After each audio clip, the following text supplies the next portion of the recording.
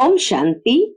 आज 7 मार्च 2023 और आज जलाने वाली होली का दिन है। सभी भाई बहनों को होली की बहुत बहुत हार्दिक शुभकामनाएं, बधाइयां बधाइयां। होली हमारे ही कर्मों की श्रेष्ठ यादगार है। शिव जयंती के बाद बाबा आया है हमें होली बनाने, पावन बनाने, और इसीलिए पावन बनने के लिए अपनी कमजोरियों को जलाना जरूर है। भस्म नहीं करेंगे तो जरूर बीच बीच में फिर से वो उभर आएगी। इसलिए बाबा कहे इसको जलाकर भस्म कर दो। विशेष आज के दिन कई भाई बहनें होलिका जलाते हैं। शास्त्रों में तो कहानी बना दी है कि प्रहलाद भक्त था, भगवान को बहुत मानता था, लेकिन उसका पिता हिरण्यकश्यप और उसकी बुआ होलिका, जिसको ये वरदान प्राप्त था कि आग में बैठने के बाद भी जल नहीं सकते, तो इसीलिए वो प्रहलाद को लेकर के बैठती है और हिरण्यकश्यप कहते हैं कि सचमुच अगर तेरा भगवान है तो तुम भी जलना नहीं चाहिए। परंतु होलिका को ये वरदान था कि अच्छे कार्य के लिए उसको यूज करना, लेकिन जब उसने भगवान के भक्त के लिए ही उसका प्रयोग किया तो ये वरदान खत्म हो जाता है। बाबा भी संगम युग पर आकर के हम बच्चों को अनेक वरदानों से झोली भरते हैं, परंतु बाबा कहे इन वरदानों से दूसरों का कल्याण करना है, कभी किसी का अहित नहीं करना है, न इन वरदानों के घमंड में आकर के कुछ उल्टा कर्म करना है। तो इसीलिए परमात्मा हम बच्चों को बहुत सुंदर तरीके से जीवन बनाने की श्रेष्ठ बातें बताते हैं। पुनः पुनः आप सभी को होलिका की बहुत बहुत मुबारक हो, मुबारक हो, मुबारक हो। सुनते हैं आज के बाबा के अनमोल मधुर महावाक्य। ओम शांति।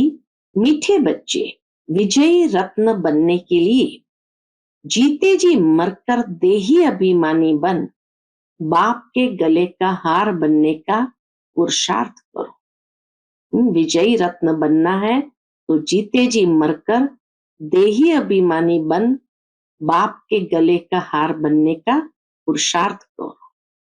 आज की मुरली से प्रश्न है, स्वदर्शन चक्र का राज स्पष्ट होते हुए भी बच्चों में धारणा नंबरवार होती है, क्यों? उत्तर, क्योंकि यह ड्रामा बहुत कायदे अनुसार बना हुआ है। ब्राह्मण ही 84 जन्म को समझकर याद कर सकते हैं, लेकिन माया ब्राह्मणों को ही याद में विघ्न डालती है। घड़ी घड़ी योग तोड़ देती है। अगर एक समान धारणा हो जाए, सब सहज पास हो जाए, तो लाखों की माला बन जाए। इसलिए राजधानी स्थापन होने कारण नंबरवार धारणा होती है। हमेशा दादी भी कहती थी राजधानी बन रही है, सब एक जैसे तो नहीं होंगे। आज की मुरली से पहले गीत बजा है, मरना तेरी गली में, जीना तेरी गली में। ओम शांति। बच्चों ने गीत सुना, यह है मरजीवा पने का जन्म। मनुष्य जब शरीर छोड़ते हैं तो दुनिया मिट जाती है, उसके लिए तो दुनिया खत्म हो गई। आत्मा अलग हो जाती है तो न मामा न चाचा कुछ भी नहीं रहते। कहा जाता है ये मर गया। अर्थात आत्मा जाकर परमात्मा से मिली। वास्तव में कोई जाते नहीं है, परमात्मा से कोई लीन हो जाए ऐसी कोई बात नहीं, परंतु मनुष्य समझते हैं आत्मा वापस गई या ज्योति ज्योत में समाई। अब बाप बैठ समझाते हैं, यह तो बच्चे जानते हैं आत्मा को पुनर्जन्म लेना ही होता है। पुनर्जन्म को ही जन्म मरण कहा जाता है। पिछाड़ी में जो आत्माएं आती है, हो सकता है एक जन्म लेना पड़े, बस वह छोड़ फिर वापस चली जाएगी। पुनर्जन्म लेने का भी बड़ा भारी हिसाब किताब है। बाबा कहे पुनर्जन्म लेने का भी बड़ा भारी हिसाब किताब है। करोड़ों मनुष्य है, एक एक का विस्तार तो नहीं बता सकेंगे। अब तुम बच्चे कहते हो, हे बाबा हमारी देह के जो भी संबंध है वे सब त्याग, अब हम तुम्हारे गले का हार बनने आए हैं, अर्थात जीते जी आपका होने आए हैं। पुरुषार्थ तो शरीर के साथ करना पड़ेगा, अकेली आत्मा तो पुरुषार्थ कर न सके।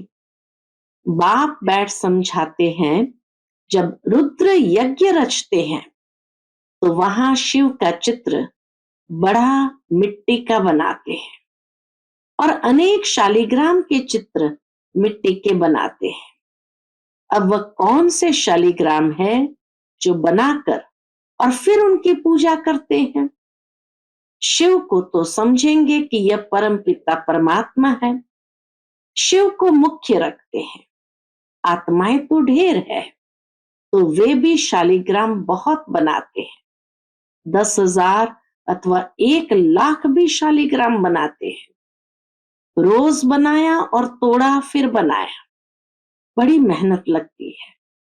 अब वह न पुजारी न यज्ञ रचवाने वाले ही जानते हैं कि यह कौन है, ये शालिग्राम कौन है।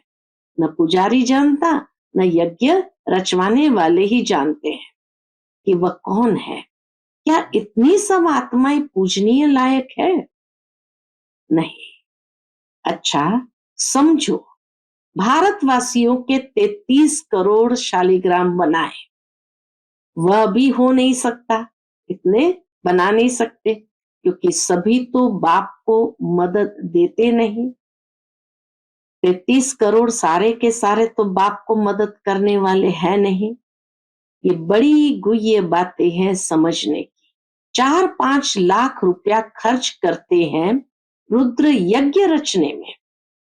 अच्छा, अब शिव तो परमपिता परमात्मा ठीक है, बाकी शालिग्राम इतने सब कौन से बच्चे हैं जो पूजे जाते हैं? इस समय तुम बच्चे ही बाप को जानते हो और मददगार बनते हो। प्रजा भी तो मदद करती है ना। शिव बाबा को जो याद करते हैं वह स्वर्ग में तो आ जाएंगे। बल ज्ञान किसको न भी दे तो भी स्वर्ग में आ जाएंगे। वह तो कितने ढेर होंगे। ज्ञान लिया तो भी स्वर्ग में तो आ जाएंगे। बीज अविनाशी है, तो ज्ञान लिया या बाप को थोड़ा भी याद किया तो स्वर्ग में तो जरूर आ जाएंगे। परंतु मुख्य 108 है। मम्मा भी देखो कितनी जबरदस्त रत्न है, कितनी पूजी जाती है। अब तुम बच्चों को देही अभिमानी जरूर बनना है। जन्म जन्मांतर तुम देह अभिमानी रहे हो। कोई भी मनुष्य ऐसे नहीं कहेगा कि मैं आत्मा परम पिता परमात्मा की संतान हूं। संतान है तो उनकी पूरी बायोग्राफी मालूम होनी चाहिए। पारलौकिक बाप की बायोग्राफी बड़ी जबरदस्त है। तो बच्चे कहते हैं, अब जीते जी मरकर बाबा हम आपके गले का हार जरूर बनेंगे। आत्माओं की भी बड़ी बड़ी माला है, वैसे ही फिर मनुष्य सृष्टि की बड़े ते बड़ी माला है। प्रजापिता ब्रह्मा है मुख्य, इनको आदम आदि देव महावीर भी कहते हैं, अब यह बड़ी गुह्य बातें हैं। तुम समझते हो, हम सब आत्माएं एक निराकार बाप की संतान है, और यह मनुष्य सृष्टि का सारा सीजरा है, जिसको जियोनोलॉजिकल ट्री कहा जाता है। जियोनोलॉजिकल ट्री माना ये कल्प वृक्ष। जैसे सरनेम होता है ना, अग्रवाल, फिर उनके बच्चे पोतरे अग्रवाल ही होंगे। सीजरा बनाते हैं ना, एक से फिर बढ़ते बढ़ते बड़ा झाड़ हो जाता है। जो भी आत्माएं हैं, वह शिव बाबा के गले का हार है। वह तो अविनाशी है। प्रजापिता ब्रह्मा भी तो है। नई दुनिया कैसे रची जाती है? क्या प्रलय हो जाती है? नहीं, दुनिया तो कायम है। सिर्फ जब पुरानी होती है तो बाप आकर उनको नया बनाते हैं। अभी तुम समझते हो, हम नए थे। हमारी आत्मा पवित्र नहीं थी, प्योर सोना थी। उनसे फिर हम आत्माओं को जेवर, शरीर भी सोना मिला। उसको काया कल्प तरु कहते हैं। यहाँ तो मनुष्य की एवरेज आयु 40-45 वर्ष होती है।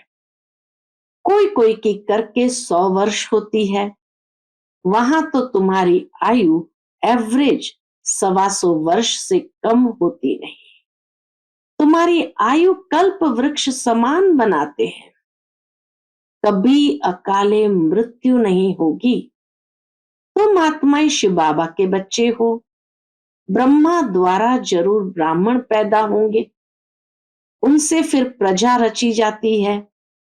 पहले पहले तुम ब्राह्मण बनते हो, ब्रह्मा मुख वंशावली। शिव बाबा तो एक है, फिर माता कहाँ? ये बड़ा गुह्य राज है। माता का बड़ा गुह्य राज है। मैं इन द्वारा आकर तुम बच्चों को अडॉप्ट करता हूं, तो तुम पुरानी दुनिया से जीते जी मरते हो। वह जो अडॉप्ट करते हैं, वह धन देने के लिए करते हैं।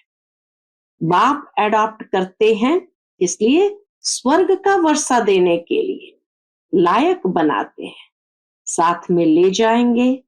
इसलिए इस पुरानी दुनिया से जीते जी मरना है। गृहस्थ व्यवहार में रहते पवित्र बन बाप का बनना है। हम वहां के रहने वाले हैं। फिर सतयुग में सुख का पाठ बजाया।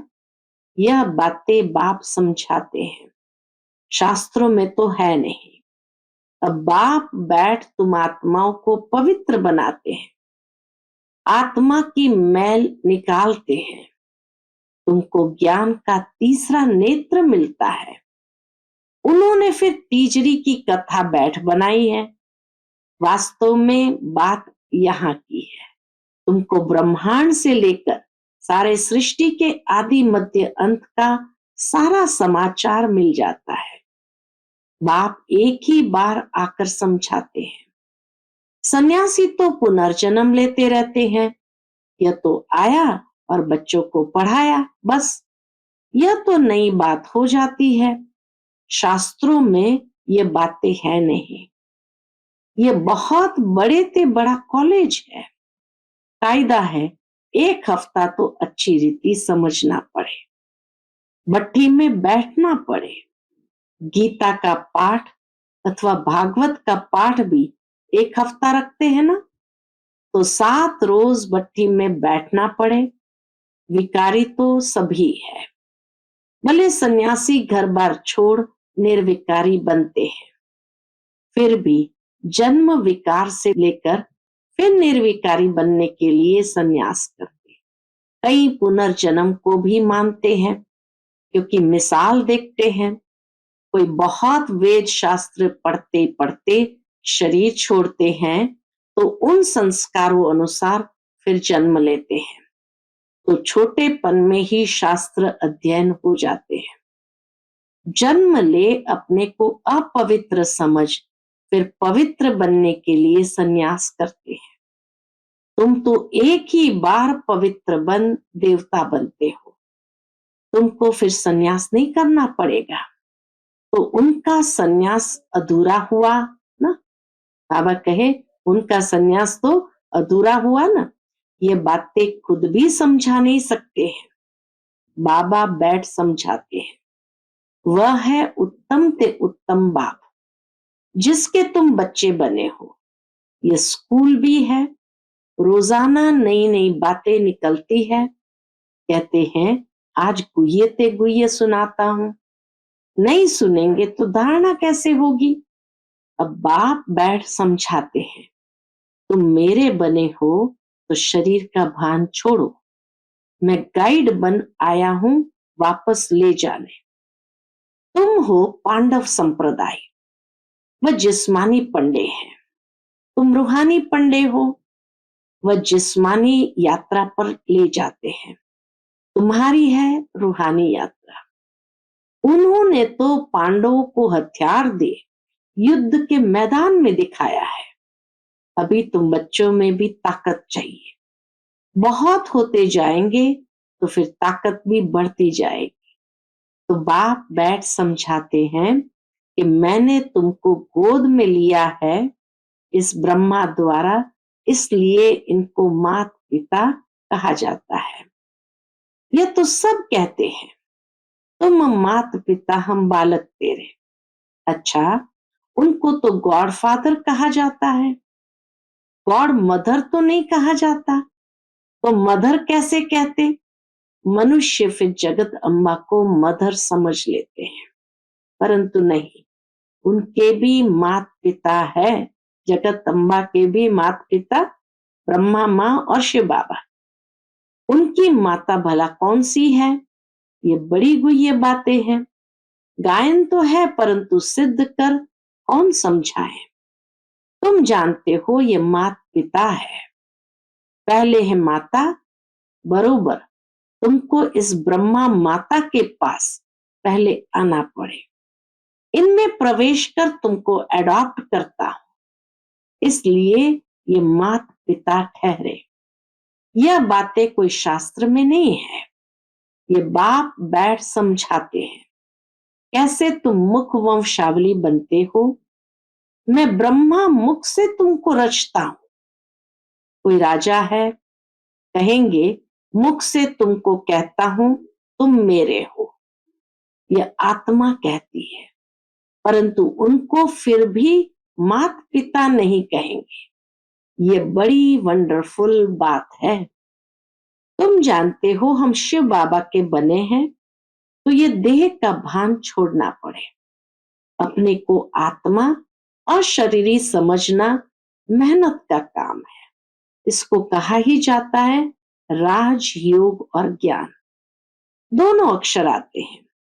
मनुष्य जब मरते हैं तो उनको कहते हैं राम राम कहो, या गुरु लोग अपना नाम दे देते हैं। गुरु मर जाता तो फिर उनके बच्चे को गुरु कर देते हैं। गुरु मर जाता तो फिर उनके बच्चे को गुरु कर देते हैं। यहाँ तो बाप जाएंगे तो सभी को जाना है, कोई रहने वाला नहीं है पीछे। ये मृत्यु लोक का अंतिम जन्म है। बाबा हमको अमर लोक में ले जाते हैं, वाया मुक्ति धाम जाना है।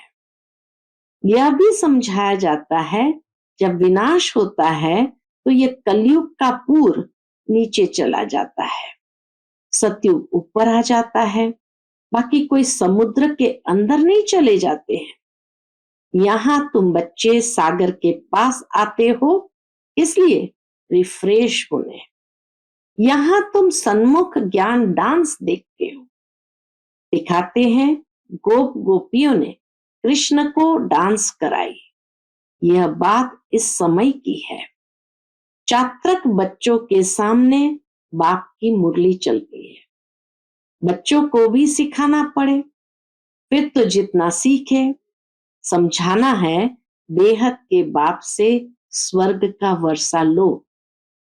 हे भगवान कहते हो वह तो है रचयिता, जरूर स्वर्ग ही रचेंगे।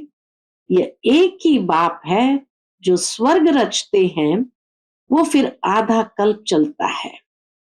बाबा तुम्हें कितने राज समझाते हैं। बच्चों को मेहनत कर धारणा करनी है। स्वदर्शन चक्र का राज भी बाबा ने कितना साफ बताया है। 84 जन्मों के चक्र को ब्राह्मण ही याद कर सकते हैं। बाबा कहे 84 जन्मों के चक्र को ब्राह्मण ही याद कर सकते हैं। यह है बुद्धि का योग लगाकर चक्र को याद करना। परंतु माया घड़ी घड़ी योग तोड़ देती है, विघ्न डालती है।